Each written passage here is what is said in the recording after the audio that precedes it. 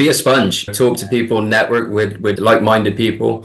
And definitely when you are hiring, don't be scared to tell someone that they're not a good fit. Welcome to the MegaTeam Mastermind podcast. I'm your host, John Tiller. In each episode, we have dynamic conversations with industry powerhouses, MegaTeam leaders, coaches, and other thought leaders who are shaping the future of real estate teams. This podcast is brought to you by MegaTeamMentor.com, where you can get a free, detailed assessment of your real estate team's health, including a free customized scorecard that will quickly and objectively diagnose the strengths and weaknesses of your real estate team business. Now, let's get started on the journey of growth, impact, and legacy building with today's episode. Welcome back to the MegaTeam Mastermind podcast, where we interview successful real estate MegaTeam leaders who will inspire you by sharing real-world stories of success and failure, building profitable real estate teams that make an impact and leave a legacy. I'm your host, John Tiller, and today I'm super excited that we've got Tom Luker on the podcast. Tom from Orlando, welcome. Hi, John. How you doing? Thanks for having me. Hey, man, I'm really glad you're here. Tom is founder of Luker & Co., an independent team on a tech platform called Side with a brokerage there. We're going to talk a little bit about that. Tom's been licensed since 2003 and also has some other businesses that are going there. So, Tom, why don't you tell us a little bit about what got you into real estate, what's kept you in real estate, and the new things that you're pursuing in your business with your team and with your property management company, right? Yeah, absolutely. Kind of dates back to when we were kids, living in England originally, and my parents were investing into real estate in the UK, ended up buying a place over here in the US as a vacation home, and subsequently moved over to live here full time. At which point my dad ended up getting into real estate sales and later on into real estate development, at which point I graduated high school, trying to figure out what I wanted to do with myself. And real estate was a pretty good option. I'd always wanted to work with my dad, so I saw that as a great way to do that. So I was fortunate enough to get my license and have a chance to work with him, more so on development and things like that, which eventually led into us in 2006 starting the first brokerage. It was just the two of us, just working as an independent brokerage and just seeing it the way through. And then actually, when the market had crashed back in 2008, obviously there was time for change and holding on for dear life. And so we kind of changed our business model a little bit at that point and introduced property management because we saw that there was going to be opportunities for investors coming into the market. So we would be able to package everything up for them. And at that point, my younger brother, Jack, actually came on board as well. And to this day, he's still running the property management side of things. Again, just a family-run brokerage up until 3 years ago, which is when we actually joined Side Inc. So Side is a real estate tech platform that supports independent brokerages of all different sizes and helps the indie brokerage get on an even keel with the big box by offering the tools and the systems and the trainings and everything you need to build a successful team, as you know. And for us, it's been a game changer from a mindset standpoint. Being independent brokerage, you're always trying to catch up with the technologies and the systems. And by the time you get there, something else has come out. And so for us, by joining Side, it's really allowed us to think bigger and really start to look at the team model and start putting the pieces in place to grow and get where we really want to be. Now, tell me about, you said you joined Side 3 years ago. Is that right? Yep, we just hit our 3-year anniversary with Side, yeah. Got it. And did you look at the other platforms that were out there, the EXPs and I guess Real was pretty new 3 years ago, and LPT and all the newer labels, maybe some others. Did you look at those others, and do you remember what is it that got you to and has kept you at Side? Yeah, no, so it's a great question, actually. And again, having the name on the company, having what I'd like to think is a pretty good reputation within the community as well, and having the ownership was big to us. So we actually weren't looking for anything at the time that Side approached us. But the beauty of Side is that you continue to own your own brokerage 100%. So you're not giving that up. You're not giving up your identity in any way. but you are getting the benefits of what a large team or a large brokerage would be able to offer you in the way of technology and systems and tools and support.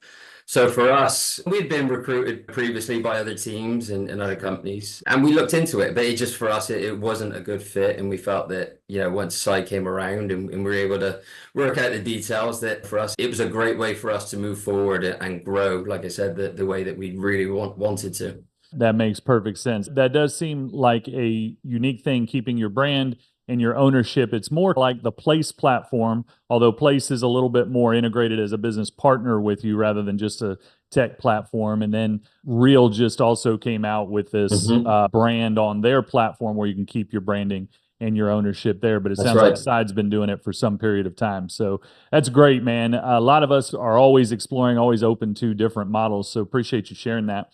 Of course. So one of the reasons you joined this platform, you guys have had success in property management. You have your brother running that piece of it. Is your dad still in the business?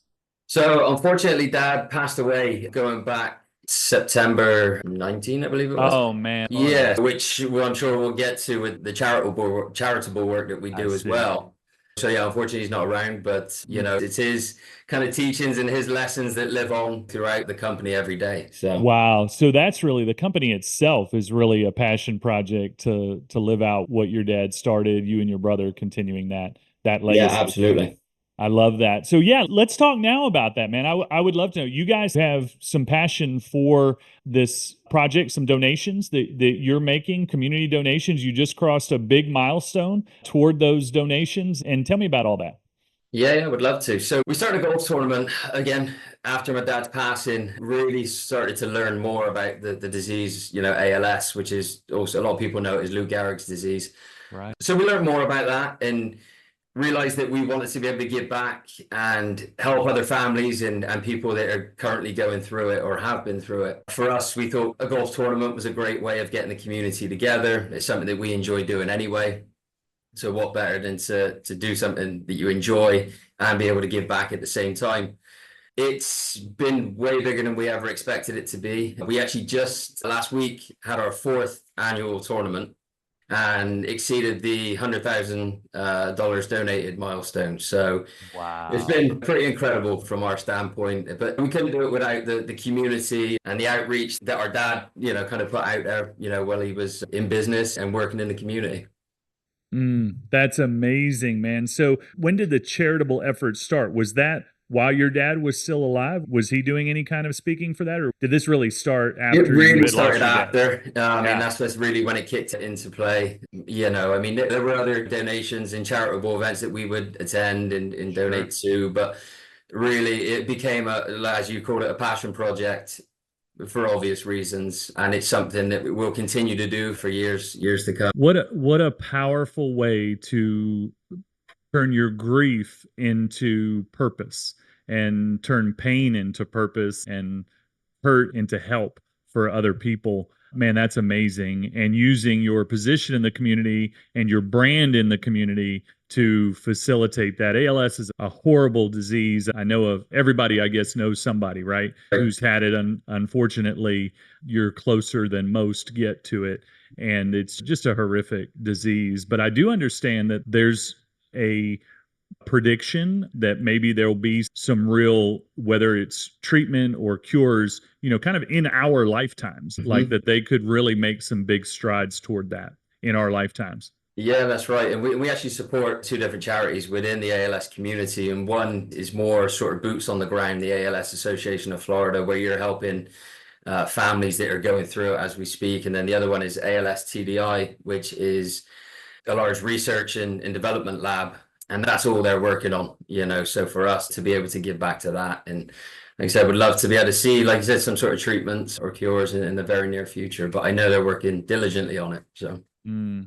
We have so many people that ask us, people that are coaching with us over the years that have coached with me that ask, well, how do I pick the right charity? Like I want to give back, but I don't want it to seem like I'm doing it to get business. And your story is just so impactful. That's where it starts, right? I have many people are aware of the story. We've been through some real tragedy with our son, and we've done our best to turn that into something that was also meaningful. And that's the advice I try to give anybody who asks. And you're just a great example of that, is just take something that's meaningful to you, your story, and use your brand to promote good with it. So what a great story there. Now, your brother... Go ahead. Yeah, sorry. I was going to say, I think that's a really good point as well. I think a lot of people are, and we were very nervous at the very beginning to promote ourselves and, through our business at the tournament and through the charity. But I do think it goes both ways. And when we go out to this event on an annual basis, probably, normally we're somewhere between 100 to 120 golfers. And I would say 30 to 40% of them are past clients of ours that either that my dad's worked with, that we're currently working with. So it does, bring it all together. And I think it shines a great light on you as a person and you as a company as well. Yeah, so good. So good. So you're really in a place now where you guys have, I imagine that it takes some time to recover from losing your dad, especially when you're in business with your dad and setting vision and setting the future for your business. And it sounds like you and your brother are doing that together. He's primarily doing the property management side, and you're primarily doing the sales side. Is that right?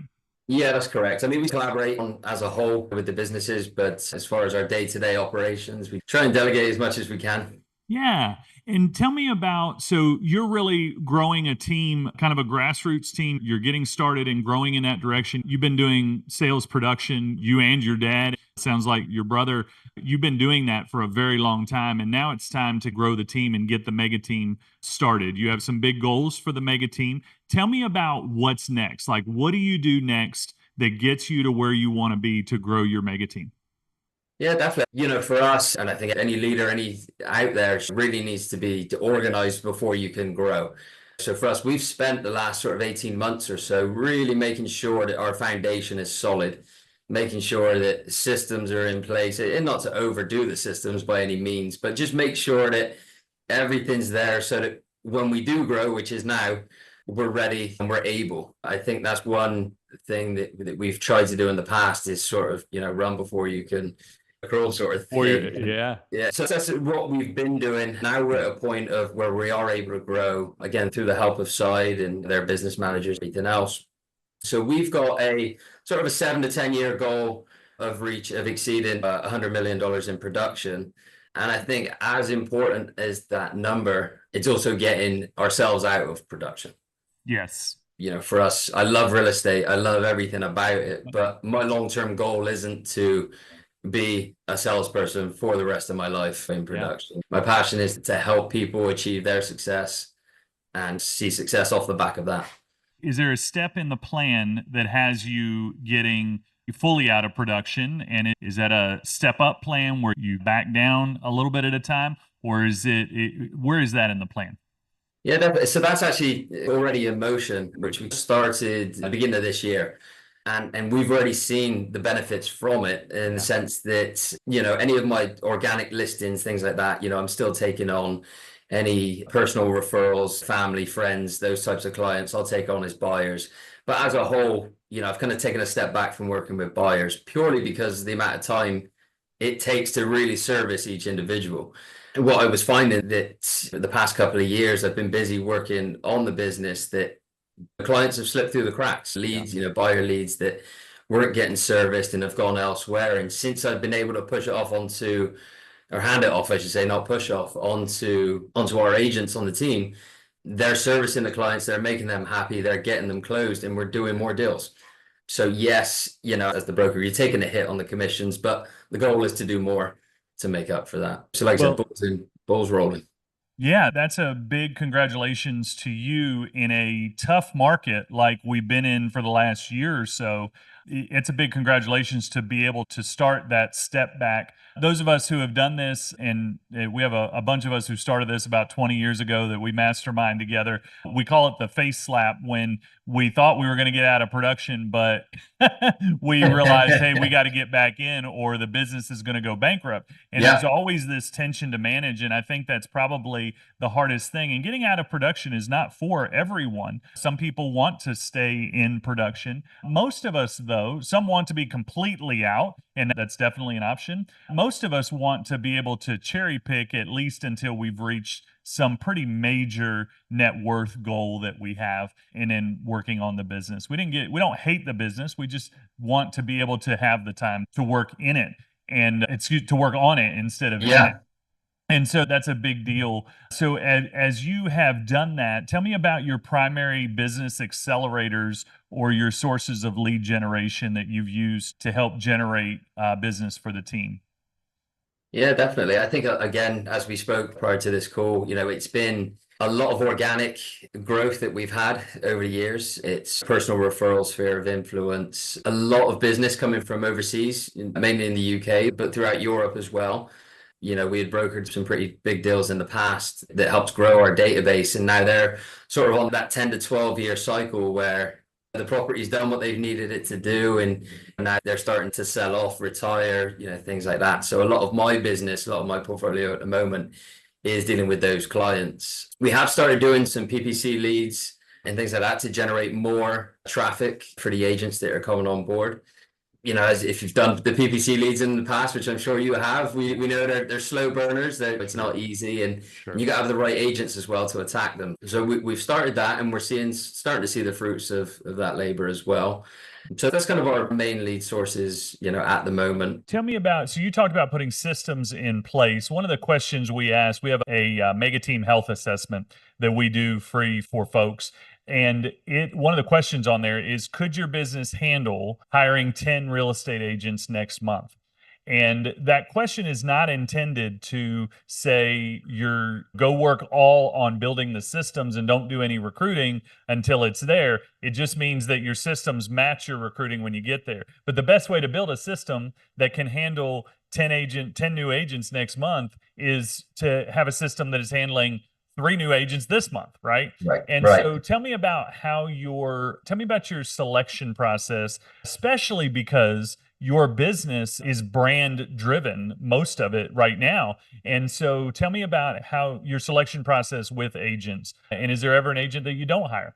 Or are you in a place where you're just like, hey, we need to get to critical mass, so we're going to hire anybody? I think it's probably a hybrid of the two. I think it's very easy to get caught up in that critical mass.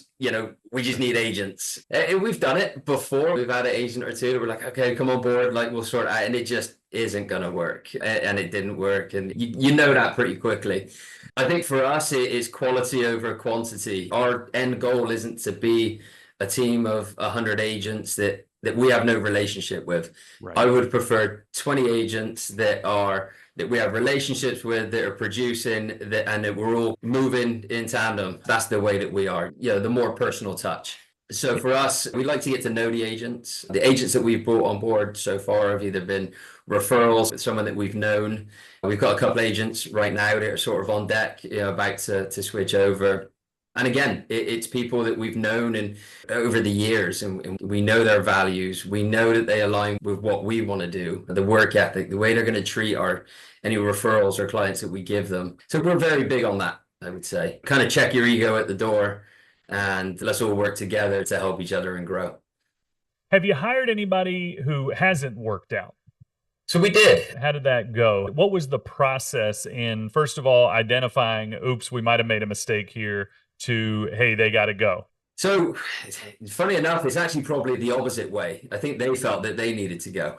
So I'll take the blame on this one, but it kind of goes back to what we were talking about before of being prepared when you are going to be leading a team. And for us, we joined side and everything's nice and new and shiny, and we got all this technology and systems, and it's like, yeah, okay, all we got to do now is get agents and we're on our way. So we had recruited an agent based off of that theory. And pretty quickly, we realized that we didn't know the systems ourselves. We weren't prepared to train and support and do what we needed to do to make that agent successful. And she ended up staying with us for about a year. And then we decided, okay, now's probably the time to part ways. And it was a good, time to kind of check ourselves and sort of do a bit of, Did she self-select, or was it something where you were coaching her? And what were the issues? Were the issues that were they skills based, or were they values based, or what were the issues that you were having there? So I think it was on her side of things. I think location was part of it as well. She was 45 minutes from the office. She wanted to be in a more collaborative office, which we are. It's just she Yeah. didn't want to make that drive on a daily basis or a couple Right. Yeah. times a week. It's So funny. that was Yeah. part of the problem as well. It wasn't all that we weren't prepared. But in general, I think I hadn't quite made that mindset shift from going to be only in production to actually running the team. And I think, again, she was looking for more of that collaborative office, that she was in that community where she's living, where she's working. So it just wasn't a good fit, but it was one of those, it's an agent, they want to join, let's go. It goes against what we're looking for, really. Yeah. So what do you do differently when you go to hire somebody who fits that same profile of that agent? Of that When you agent, have another candidate that comes that's the same profile, they live 45 minutes away, they have all the same pros and all the same cons. What do you do different? I think it's having a honest conversation with them in explaining exactly what we can offer, and making sure that it aligns with what they're looking for. Because if it doesn't align, you're done from the start, in my opinion.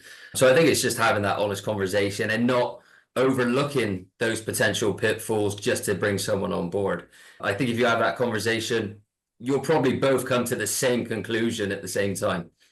Absolutely. That makes sense. It's always best to have an environment where they self-select out, right? Like you need to, certainly for the good of the team, you've got to coach them. And listen, if we made a bad hiring decision, we have to own that, right? And we have to say, hey, listen, I've got to give this person at least the opportunity to be coached up. And if they decide not to be coached up, then that's on them. But I'm going to set the standards for the team, and they Mhm. get to choose whether or not they're going to participate in that. And hopefully they will self-select out when we're clear about the standards on the team. So that's really great. Hey, let me move into a little bit of a different conversation. We talked about how difficult the market's been in the last year or so, and we have this big issue that's coming right around the corner. By the time this episode is released, it actually might be here, and that is the NAR settlement.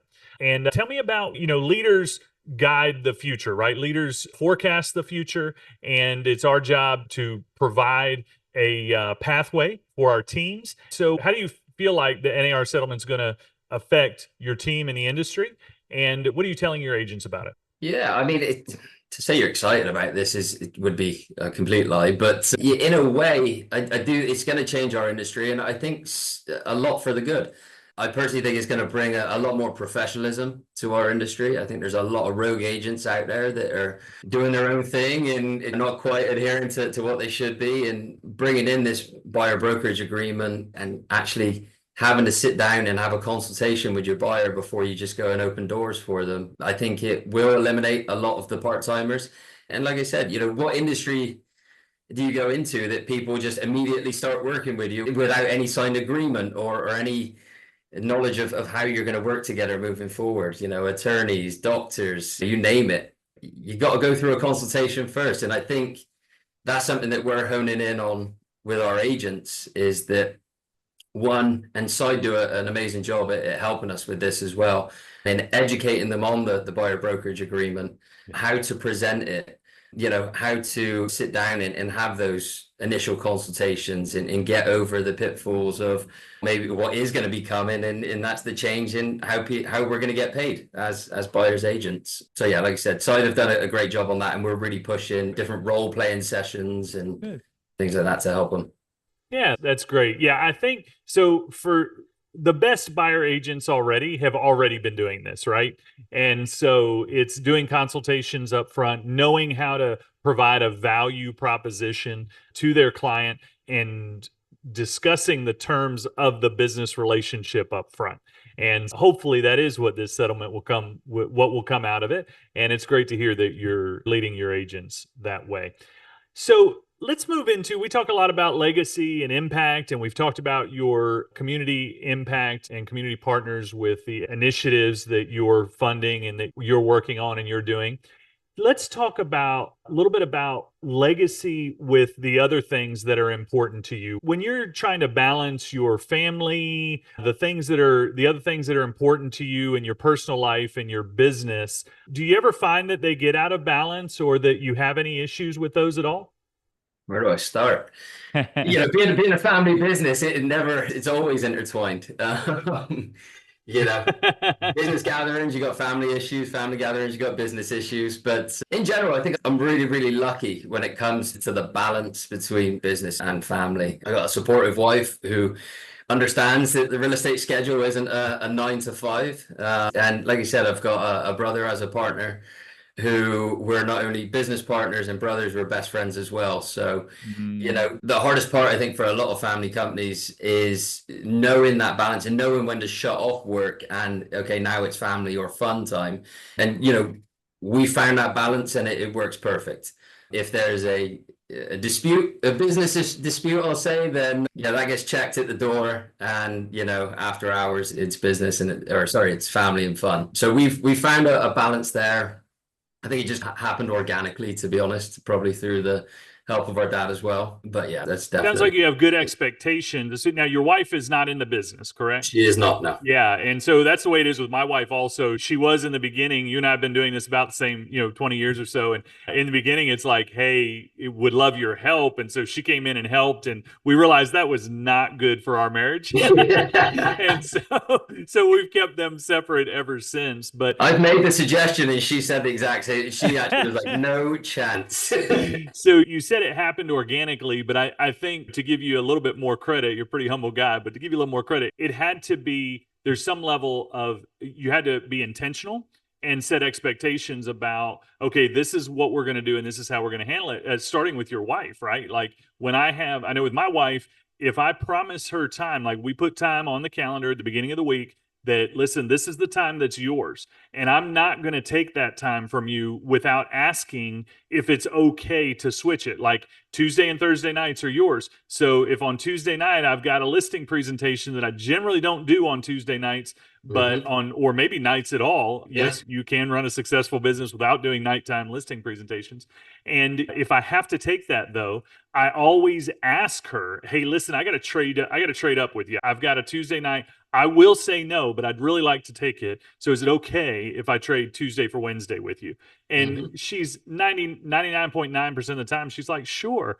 Yeah. And it's not about whether she's going to be okay with it. It's just about giving her the respect and the honor of asking her. And she knows I mean it when I say I won't. And for you, it sounds like you've got some pretty clear expectations for your wife and your marriage time too. Yeah, absolutely. It's like anything. It's all about who you surround yourself with, your support system, and that goes family, friends, co-workers, teammates, everything. So what you just said is exactly it. And I think another part of it is also that helps create that divide between business and family is setting expectations with your clients as well. Your clients and your agents, you're letting them know, when are you available? When can you call me? How to contact me at certain times and things like that, so that there's always going to be emergencies. If you're a broker, you're running a team, you're always going to be needed in some way, shape or form. But I think there's methodical ways that you can go about it and set expectations ahead of time so it's not panic stations if they can't get a hold of you the first time. That's right. That's right. And the thing that a lot of us have to learn is that your behavior is the biggest expectation setter. So if you have a client that texts you at 10 at night and you respond to that, that's not their fault that they text you at 10 at night again. That's your fault because you're responding to it, right? So yeah, it is interesting. We think we have to be more available in general as an industry. We think we have to be more available to our clients than we do. Well, before we wrap it up, Tom, I would love to ask you just a couple of little off business questions that are kind of related. One is, what are you reading or listening to right now? So I just finished reading The Way of the Shepherd. It's a great but simple read. It's a book that just talks about, it's great for anyone that's, either currently leading a team or looking to start a team. And it just talks about knowing the state of your people and getting to know them, building trust, guiding them in the right way that, and by doing all those previous things, you can guide them in the right way, and they want to follow you. They're not forced to follow you. So a really cool read. It's called The Way of the Shepherd. That's super cool. Who's the author on that book? That one's Kevin Lehman and Bill Pentak. Got it. The Way of the Shepherd. I'll be sure to pick that up. What a great leadership book. Yeah. You've been doing this for 20 years. You hit the reset button a few years ago and are on this trajectory to build your mega team now. Tell me about what the most important thing is that you would say to team leaders who are in the kind of new to all this. What do they need to know in today's market, in your opinion?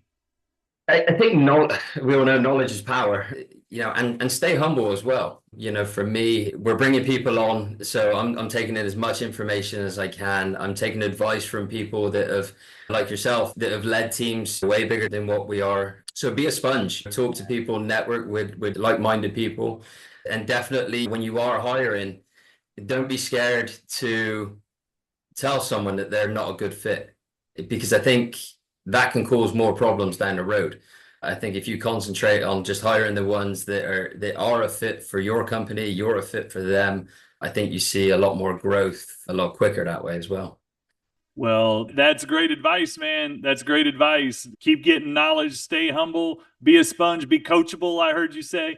That's all good stuff, man. Well, Tom Luker from Orlando, Florida, thank you so much for joining us on the MegaTeam Mastermind podcast. Let everybody know, where can we find you if we want to do any follow-up with you, have any referrals for property management or sales in Orlando?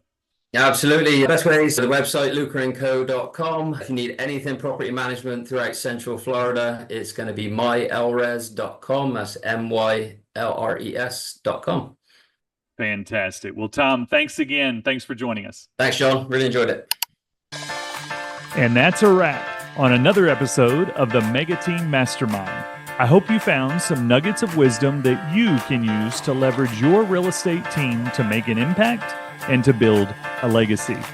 A huge thank you to our incredible guest and, of course, to our sponsor, MegaTeamMentor.com, where you can get a free detailed assessment of your real estate team's health, including a free customized scorecard that will quickly and objectively diagnose the strengths and weaknesses of your real estate team business.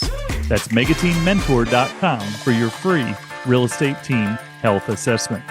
If you enjoyed the show, I would consider it a personal favor if you would subscribe or leave us a review so that we can get this podcast out to others who want to make an impact and leave a legacy. I hope you'll tune in to our next episode for more leadership insights, strategies, and stories of success and failure. Until then, this is John Tiller, and as always, I'd like to speak an ancient blessing on you as we go. May the Lord bless you and keep you. May his face shine upon you and be gracious to you. May the Lord turn his face toward you and give you